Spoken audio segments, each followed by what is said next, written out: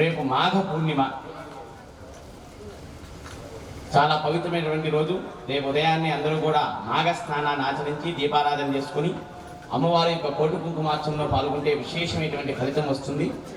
కాబట్టి భక్తులందరూ కూడా రేపు మాఘ పూర్ణిమ సందర్భంగా ఈ యొక్క కార్యక్రమంలో పాల్గొని అమ్మవారి తీర్థప్రసాదాలు స్వీకరించి అమ్మ కృపకు పాత్ర కావాల్సిందిగా మనం చేస్తున్నాము.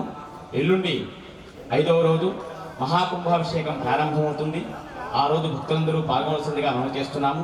అక్కడి నుంచి అమ్మవారికి మహామూల మంత్రాలతో హోమాలు దేవాలయంలో యాగశాలలో ప్రారంభమవుతాయి. అమ్మవారికి సోమవారం కమలార్చన బిల్వదలార్చన కార్యక్రమాలు అష్టోత్తర కలశ స్థాపన ఉంటాయి. మంగళవారం శతచండీ యాగం 100 సార్లు చండీ పారాయణ నవకుండంలో చండీ యాగం జరుగుతుంది. 15వ తేదీ మహాకుంభాభిషేకం జరుగుతుంది అమ్మవారికి. కావున ఈ రాబోయేటువంటి 5 రోజులు కూడా 6 రోజులు భక్త మహాశయులు పాల్గొని అమ్మవారి తీర్థప్రసాదాలు స్వీకరించి ఆ జగన్మాత కృపకు పాత్ర కావాల్సిందిగా మనం చేస్తున్నాం. శుభం భూయాత్. సర్వే జనా సుఖినో భవంతు. సమస్త సన్మంగళాని భవంతు.